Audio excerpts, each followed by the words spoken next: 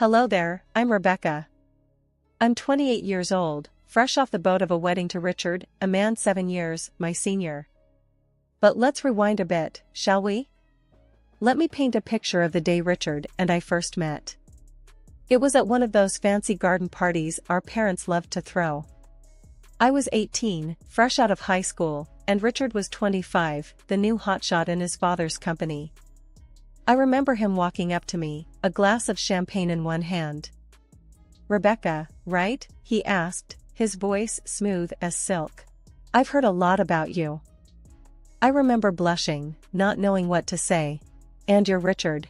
I've heard a lot about you too." He laughed, a sound that made my heart flutter. Hopefully, all good things. We spent the rest of the evening talking, laughing, and to my surprise, connecting on a level I hadn't expected.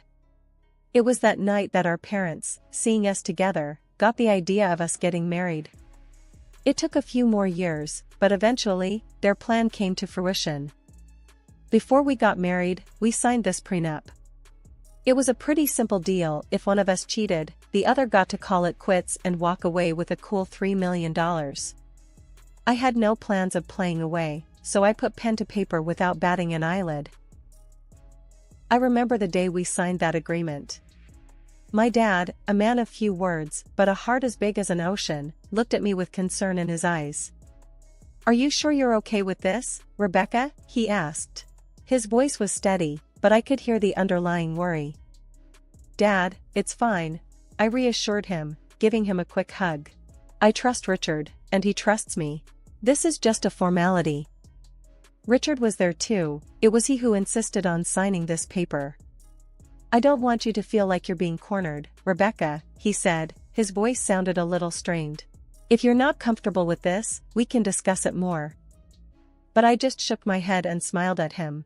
"Richard, I'm fine with it. I trust you." He seemed relieved and gave me a warm smile back. "And I trust you, Rebecca." That was the start of our journey. We got married in a grand ceremony that was the talk of the town. I was excited about this new chapter in my life, blissfully unaware of the storm that was brewing in the horizon. After the wedding, we moved into a beautiful house on the outskirts of the city. It was a dream come true, living with Richard, waking up next to him every morning. He was sweet, caring, and for a while, everything seemed perfect. Our honeymoon was like something out of a fairy tale. We spent 2 weeks in a beautiful beach resort, soaking up the sun and enjoying each other's company. But when we came back home, things started to change. Richard was suddenly a different person. He was distant, always lost in his thoughts. He would come home late from work and go straight to bed without even saying goodnight.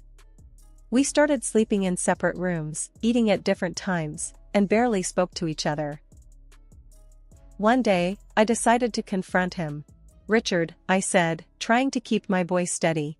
"What's going on? You've been acting strange ever since we got back from our honeymoon." He looked at me, his eyes devoid of the warmth they once had. "I've just been busy with work, Rebecca," he replied, not meeting my gaze. "But we barely talk anymore," I pressed on.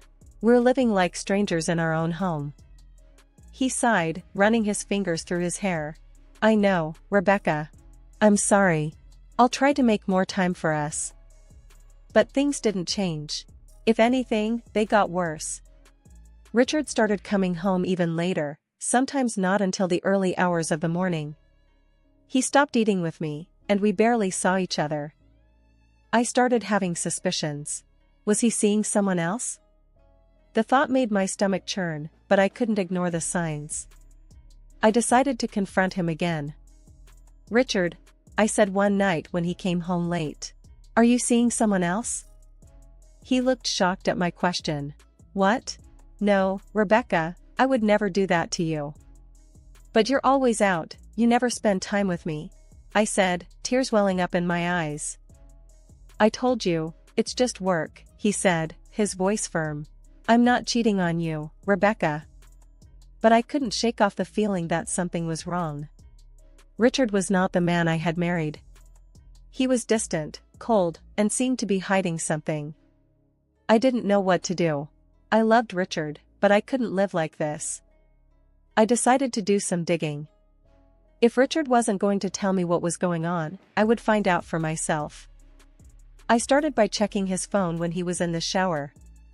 I felt guilty about invading his privacy, but I was desperate for answers. I didn't find any suspicious messages or calls, but I did find something that made my heart drop. Richard had been searching for apartments. Was he planning on leaving me? I confronted him about it. Richard, why are you looking for apartments? Are you planning on leaving me? He looked taken aback. No, Rebecca, I was just looking. I wasn't planning on leaving you. But why were you looking? I asked, my voice trembling. I don't know, Rebecca, he said, his voice barely a whisper. I need some space.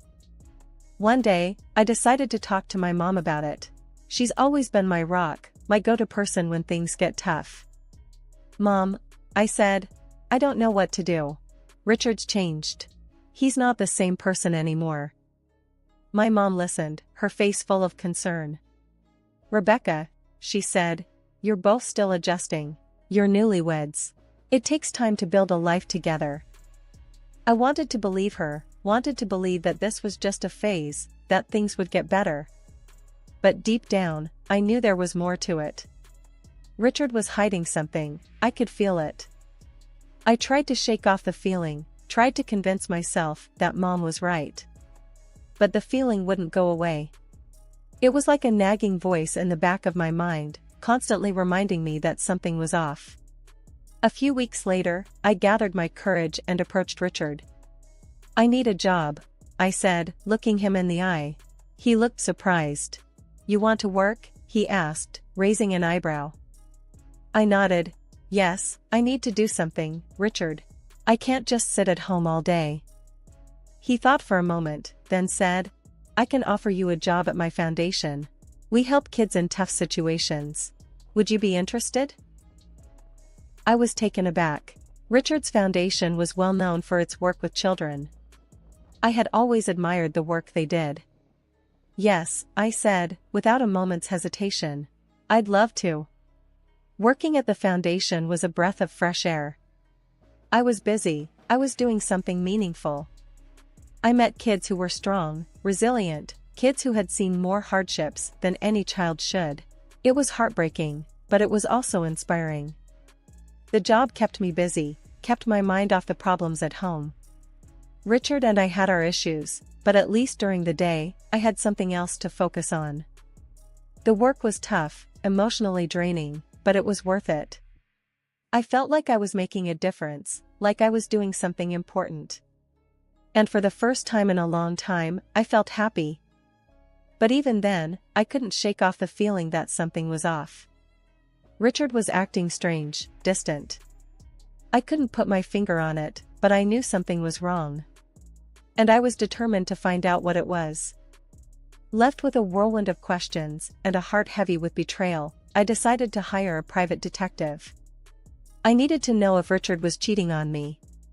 It wasn't just about my pride, it was about my peace of mind.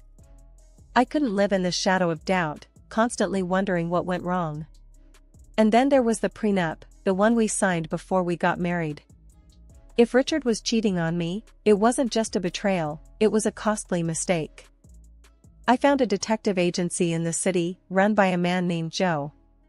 He was an ex-cop, a grizzled veteran with a keen eye and a no-nonsense attitude. I told him my story, my suspicions, and he listened, his face impassive. I'll do my best, Rebecca, he said when I finished. But I can't promise anything. If your husband is cheating, he's doing a good job of hiding it. I nodded, understanding. I just need to know, Joe. One way or another, I need to know. I remember the day he came to give me his report. His face was serious, his eyes sympathetic. I'm sorry, Rebecca, he said. I couldn't find any evidence that your husband is cheating on you. I felt a strange mix of relief and disappointment. Part of me was glad that Richard wasn't cheating, but another part of me was frustrated. If he wasn't cheating, then why did he leave? What was he hiding? Are you sure, Joe? I asked, my voice barely a whisper. There's nothing at all? Joe shook his head.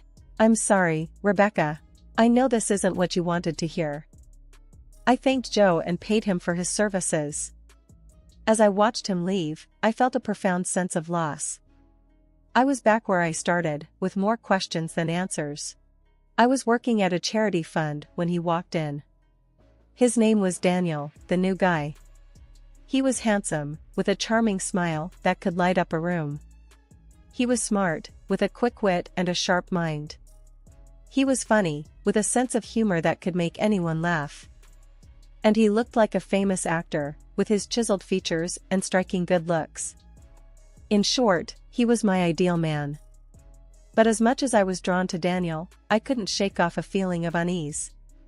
His arrival seemed too perfect, too convenient. I couldn't help but think about Richard and the prenup. If I was caught cheating, I would have to pay a hefty sum of $3 million. Could Daniel be a trap set by Richard to catch me in the act? I decided to hire Joe again, the private detective I had used to investigate Richard. I asked him to look into Daniel, to see if he had any connections to Richard. Joe agreed to take the case. He started investigating Daniel, digging into his past, his connections. He followed him, watched his movements, his interactions. He was as thorough as ever, leaving no stone unturned. In the meantime, I tried to keep my distance from Daniel. It was difficult, especially when he was so charming, so attractive. But I had to be careful. I couldn't afford to fall into a trap, not when there was so much at stake. One day, Daniel asked me out for coffee. I was torn. Part of me wanted to say yes, to get to know him better. But another part of me was scared, worried about what Joe might find. I'd love to, Daniel, I said, trying to keep my voice steady. But I'm really busy right now. Maybe some other time. Daniel seemed disappointed, but he didn't push. Sure, Rebecca, he said, his smile dimming slightly. Some other time. I felt a pang of guilt. What if I was wrong? What if Daniel was just a nice guy, and I was letting my suspicions ruin a potentially good thing? But I couldn't take the risk. Not until I knew for sure.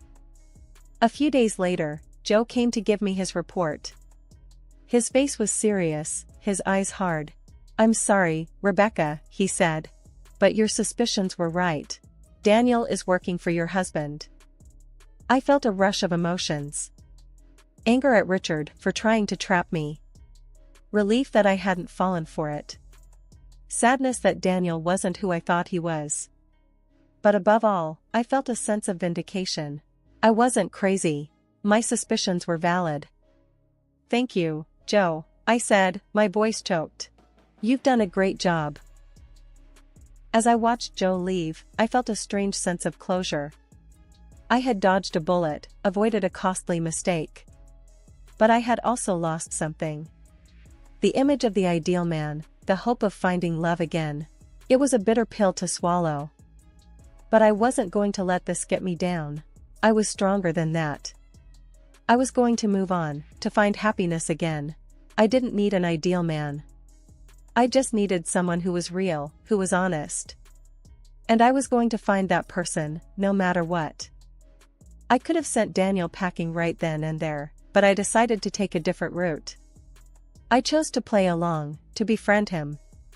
All the while, I made sure to keep my behavior above board, not giving Richard any reason to point fingers at me. Daniel, however, took my friendliness as a sign of something more. He started to loosen up, thinking he had me charmed. The irony was, he was the one getting played. But I didn't let Daniel in on the secret. I couldn't risk him running back to Richard. So, I kept up the act, maintained the friendly facade. One day, I decided to up the ante. I asked Daniel to join me for lunch, making it sound like a casual discussion about charity work. He agreed, a smug smile plastered on his face. He thought he was making progress. We found a quiet spot in the cafe. So, Daniel, I began. How are you finding the charity work? He shrugged, a confident look in his eyes. It's good. Different. but good. And Richard? I asked, trying to keep my voice steady. What do you think of him? Daniel looked surprised. Richard? He's okay, I guess. Why? I shrugged, attempting to look casual. Just curious. He's a bit of an enigma, isn't he? Daniel laughed, clearly relieved.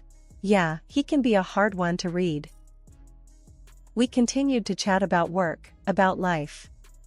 I made sure to keep my tone neutral, not to give him any reason to be suspicious. In the days that followed, I continued to play along. I kept up the friendly act, making sure to never cross the line. I was always on my guard, always careful. It was a risky game, but one I was willing to play. For now. One day, during one of our lunch meetings, Daniel looked at me, a serious look on his face. You know, I've been thinking. I raised an eyebrow, a chill running down my spine. About? He shrugged, looking uncomfortable. About us. About this thing we have. I felt my heart skip a beat. This was it. The moment I had been dreading. I forced a smile on my face. And what is it that we have, Daniel? He looked at me, a hopeful look in his eyes. I think we have something special. I felt a pang of guilt. Daniel was falling into my trap, just as I had planned. But it didn't feel right. It didn't feel good.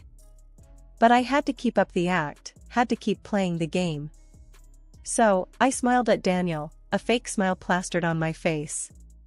Yes, Daniel. I said, my voice barely a whisper. We do have something special. And just like that, I had set the trap. The game was on. But at what cost? The Cold War at home with Richard was as icy as ever. We'd occasionally run into each other, exchange chilly greetings, and then retreat to our separate corners. Most nights, he'd be at his apartment, claiming it was more convenient for his work commute. One sunny afternoon, I dialed Daniel's number. I laced my voice with a warmth that was as fake as his documents, inviting him over to my place. He probably thought I was finally ready to give in to his advances. Poor guy, he couldn't have been more wrong. As Daniel stepped into my home, he was greeted not by a seductive housewife, but by my old classmate, now a stern-faced police officer. He'd agreed to help me out, and the surprise on Daniel's face was worth every bit of it. The officer checked Daniel's papers and, as expected, they were as fake as a $3 bill. Now, it was time for my move. I offered Daniel a choice. He could either stick with Richard and face the consequences of his fake documents, or he could switch sides and work for me. Daniel's eyes darted between me and the officer, and after a moment of silence, he nodded. He agreed to my deal. Checkmate, Richard. With that, the real game began. I had Richard's pawn now playing for my side. But I knew this was just the beginning. Richard was a crafty man, he wouldn't go down without a fight. In the days that followed, I kept a close watch on Daniel. Despite his agreement, I knew I couldn't fully trust him. He was a wild card, a potential threat. But for the time being, he was a useful one. One day, I summoned Daniel to my office. We need to talk, I said, my tone serious. He looked at me, a hint of unease in his eyes. About what? About Richard, I replied. I need to know everything. His plans, his strategies, everything. Daniel hesitated, then nodded. Okay, I'll tell you everything I know. And just like that, I had my insider. My counterattack was ready. But this was just the beginning. The real battle was still ahead of us. Richard wouldn't go down without a fight, and I had to be prepared. I had to be ready. Because this wasn't just a game anymore, it was war. And in war, there are no rules. Only survival. Days turned into weeks, and I was getting antsy. I wanted to confront Richard, to show him I wasn't the pushover he thought I was. Joe, whom I turned to once again, had given me some advice.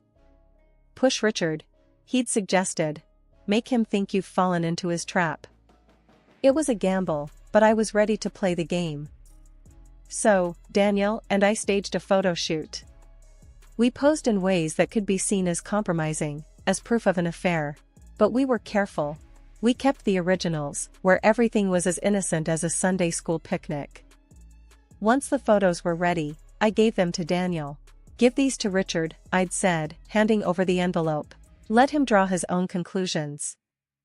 Daniel had looked at me, concern etched on his face. "You sure about this?" he'd asked again. "Once you start this, there's no going back." "I know," I'd replied, a steely resolve in my voice. "And I'm ready." The very next day, Richard was all smiles at dinner. He thought he'd caught me, that he'd got one over me. But he didn't say a word about it. But I wasn't worried. I knew what was coming. I was ready. Meanwhile, Joe was on the case. He was digging up dirt on Richard, finding all the evidence we needed. He was good at his job, and I trusted him. And finally, Joe called. Richard relaxed and lost his caution. "I've got him," he said, his voice rough with satisfaction. "I've got all the proof of Richard's cheating. Photos, videos, the whole shebang." I felt a rush of excitement. "Good," I said, a smile spreading across my face. "Let's bring him down." But I didn't confront Richard. Not yet. I wanted him to think he was winning. I wanted to see the look on his face when he realized he'd been played. So, I waited. I played the part of the dutiful wife, waiting for Richard to make his move. I knew what was coming, and I was ready. The clock was ticking towards the family dinner. I knew this was it, the showdown. I felt a strange calmness. I was ready. The dinner was at Richard's parents' mansion, a sprawling estate that reeked of old money. Richard was there, of course, playing the doting son and husband. But I knew the truth. And soon, everyone else would too. We were halfway through the main course when Richard cleared his throat. He stood up, a smug smile playing on his lips. "I have something to say," he announced, his eyes on me. He pulled out a set of photos of me with Daniel. He tossed them on the table like he was playing a winning hand. "Proof," he said, his voice filled with triumph, "of my wife's infidelity." The room went quiet. I could feel everyone's eyes on me. But I didn't flinch. I was ready for this. I calmly stood up, meeting Richard's gaze. "Yes," I said, my voice steady. "I know this man. But he's not my lover. He's an actor. Hired by you, Richard, to frame me." I pulled out my phone and hit play. The room filled with the Daniel's voice, confessing everything. Richard's smile faltered. His eyes widened in shock. But I wasn't done. I pulled out my own set of photos and videos, evidence of Richard's own affairs. I tossed them on the table. "What about these, Richard?" I asked, my voice cold. "Can you explain them?" Richard stammered, tried to deny it, but the evidence was undeniable. His parents' faces turned to stone. My parents, who had been quiet until now, spoke up. "You ungrateful brat," my father roared at Richard. "We trusted you with our daughter, and this is how you repay us?" Richard's mother was in tears. "How could you, Richard?" she sobbed. "How could you do this to us, to her?" The aftermath was swift. We divorced. Richard's parents, furious at their son's deceit, fired him from their company. His reputation was in tatters. And me? I walked away with $3 million in compensation. Now, Richard is jobless, scrambling to pick up the pieces of his life. And me? I'm free. I'm enjoying the peace, the silence. I'm enjoying my life without Richard. I won. I took on Richard and won. I outsmarted him, played his own game better than he did. And it feels good. It feels right.